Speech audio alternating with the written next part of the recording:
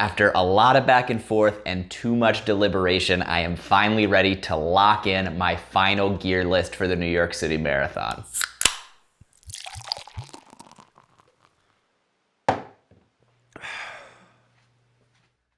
Cheers, y'all. How's it going? We are just a few days away from the New York City Marathon, and I am sipping on Noon's multivitamin blend because, of course, I woke up yesterday with a little bit of a cold. It has persisted through today, so the plan is just to continue to take in a lot of electrolytes, a lot of vitamins, a lot of water, and get plenty of rest. There's still a lot of time before the race, so I'm trying not to stress about it too much. I know that I can recover in time, so I'm just doing everything that I can to prepare myself for Sunday, and that includes getting plenty of rest to hopefully kick whatever cold this is. But that being said, before we jump into the main point of the video, the gear list, my final gear list for the New York City Marathon, I do have a few announcements for different things that you can take advantage of or participate in throughout this weekend. I really like bringing you all along for the ride, especially with these bigger races, these bigger adventures. It makes it a lot more fun for me. I hope that it engages you in the experience as well, especially since I have been building up to running this race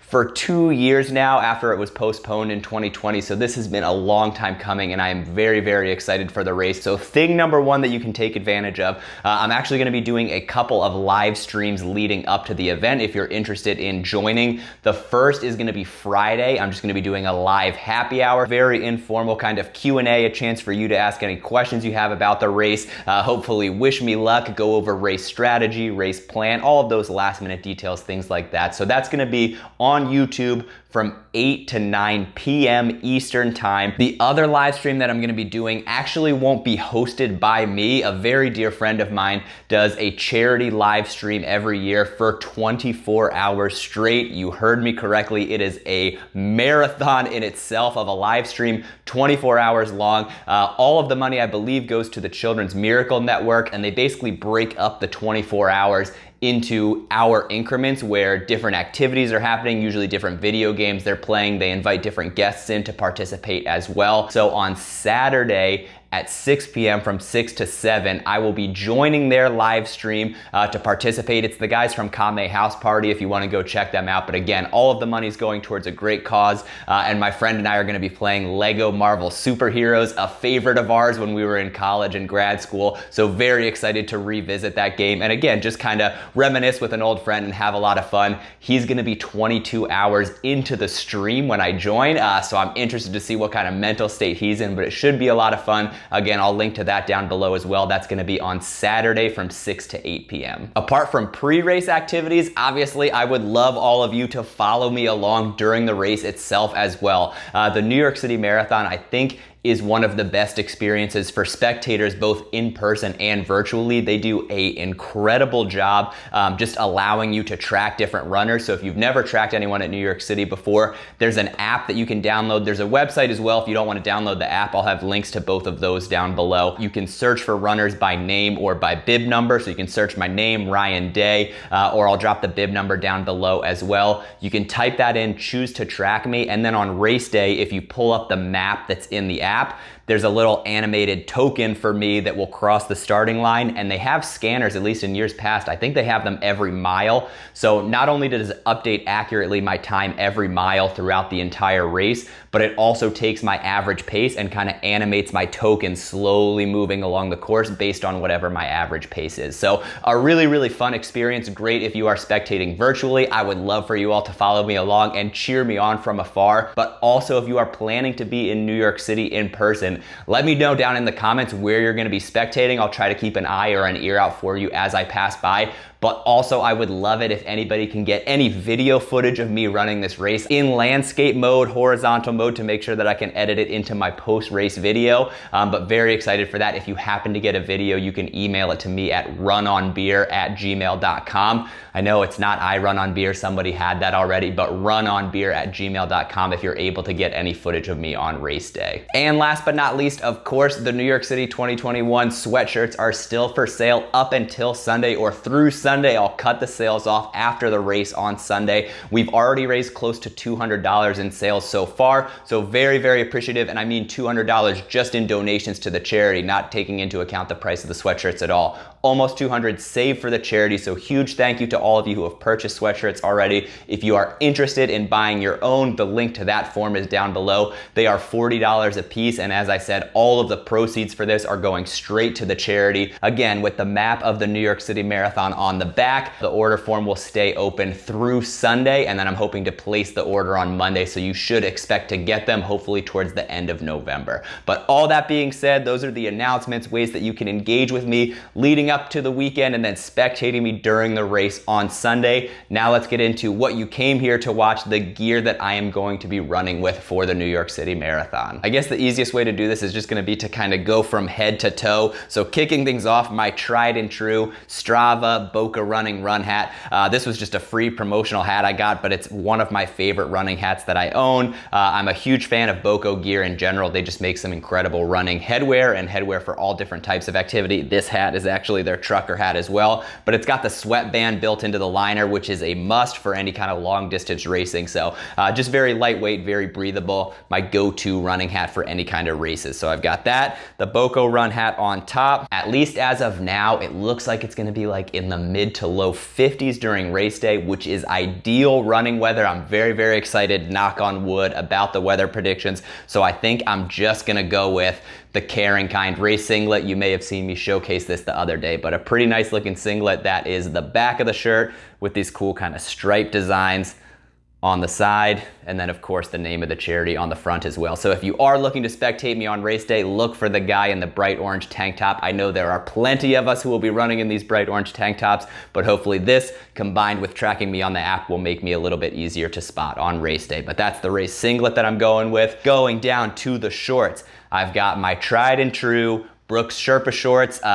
Maybe if you've watched past videos have heard me talk about these. I'm just obsessed with these running shorts. They are the most comfortable shorts I've ever run in. I was a little iffy when I first bought. This is like an upgraded pair, one of the newer models with this different kind of thicker, weird elastic waistband. It took some getting used to, but I think I'm on board now. Very comfortable, lightweight. It's got the internal liner as well. It has a zipper pocket for any necessities. Usually that's where I carry my key in the back, but then it also has these little kind of elastic top pockets where I tend to store fuel on runs. You want pocket space so that you can carry anything you need. So I've got the Brooks Sherpa shorts coming along with me for the ride. Next up, another thing that is a split decision and I actually want your opinion on. I've got two pairs of socks and I'm going back and forth over which one I think I want to rock on race day. They're both Injinji, I think is the name of the socks, Injinji toe socks. But the question that I have for you, the important question, I've got the red, white, and blue, the stars and stripes. I wore these at Smutty Nose. So some would say they're lucky socks. So I think part of me is leaning towards these, but the other option is these fluorescent yellow socks, which just match the color of my shoes. So help me decide which ones you think I should go with on race day. Comments below, the yellow socks or the red, white, and blue. That's the last real big decision I have to make in terms of what gear is coming with me. Both I think are fantastic options, and I'll probably just end up going with whatever you all vote for. So those are the two options for socks. I've already announced this. I've done just released my review of my first thoughts of these shoes, but the Saucony Endorphin Speed 2s, fantastic running shoe, helped me murder my PR in the half marathon at Smutty Nose a couple weeks ago. So just very, very excited to test these at the marathon distance as well. Like I said, the yellow just matches the shoes really nice. They clash a little bit with the red, white, and blue. Obviously, I gotta look good on race day, but very, very excited to take these out for the New York City Marathon. So that's all of the gear or the clothes that I'm gonna be wearing. I have a few accessories as well, and then I'll talk through the fuel that I'm bringing along for the run as well. But accessories, every race, every run virtually, I've got my AfterShokz. This was something, kind of a last minute decision I made. This is actually my older pair of AfterShokz. These are the Trex Airs, still relatively lightweight, but their newer model is the Aeropex, which I tend to prefer. They're just more lightweight, a little bit more comfortable to wear. But recently, I've been having an issue. I don't know if it's with the battery or what. Even when they're fully charged, very early on in a run, I start getting the prompt letting me know that the battery is running low. The prompt just continues to go throughout the entire run. So it's more of a nuisance. It's just very annoying, and I can't imagine having to deal with that for a full marathon. So I'm going back to the old school, the AfterShokz Trex Air, just better battery life in general. I haven't run with these in quite some time, so I'm hoping they hold up. I took them for a quick run the other day. They seem seem to do okay. So fingers crossed everything works out, but I'm gonna go with the Trex Air for my headphone of choice to listen to my music during the marathon. And then of course, gotta have sunglasses. I mean, 9 times out of 10, I end up just wearing these on my head when I run, but just in case it tends to be super sunny, I do have very sensitive eyes. These are Knockarounds Sports. I think these are the Fast Lanes is the frame. I just really like them because they're a little bit wider. You get more coverage on the sides from the sun. So if it is bright, I like these just because it helps to eliminate the glare a little bit, makes it a lot more comfortable on the run. So Knockaround Sport, the Fast Lane frames, going with those as my sunglasses choice. And then the last piece of just miscellaneous gear, I run with a spy belt. This is just what I use to carry my phone. The pockets on the shorts are just a little bit too small to fit a phone. So I just rock, this is just a very basic spy belt. I think the original model, the most basic model, it's just got the one pocket. It's just gonna hold my phone, and I wear the phone right on the small of my back. It sits nice and snug. So I've got the spy belt. So that is the miscellaneous gear that I will be bringing with me. And now we have the fuel question. So I actually have the fuel broken up into pre-race fuel, during race fuel, and post-race. I know everything else I just talked about what I'm actually gonna be doing during the race, but I think with fuel and nutrition, it contributes to what's happening during the race, so I figured I would tackle all three. It is a little bit of a concern to me how long I'm gonna be awake before starting the race, and just how much activity I'm going to have before the race, running around from hotel to dropping my stuff off before the race, to getting to the ferry, to getting to the shuttle, to standing around and waiting on Staten Island. It's just a lot of time. So I think I'm gonna end up overpacking some of the pre-race fuel. I might have something when we're at the hotel, maybe like bread and peanut butter, but I just tend to not like to eat a lot before a race. I prefer to fuel up during the run, but I just don't like to have a lot of food in my stomach before the race. Obviously, that's a complicated issue to handle when you're dealing with a marathon where you're gonna burn a ton of calories, and especially the New York City Marathon where my start time is a little bit later than I'm used to. But I'll try to eat some kind of like sandwich, something like that, early in the morning when I first wake up. And then I've got just some Stroop waffles, which I'll just bring a bunch of these along for the ride to kind of snack on anytime maybe I feel a little bit hungry, or just space them out throughout the trek during the morning. And then I've got like mini Cliff Bars as well. I think I'll probably stick with the Stroop waffles most, just because I'm comfortable with them. I'm confident in my ability to digest these well, but then the Cliff Bars will be just kind of like a backup if I feel like I need a little bit of extra nutrition right before the race. During the race, we are lucky that they have a ton of Gatorade on the course. I think there's water and Gatorade every mile except for just a couple of stations.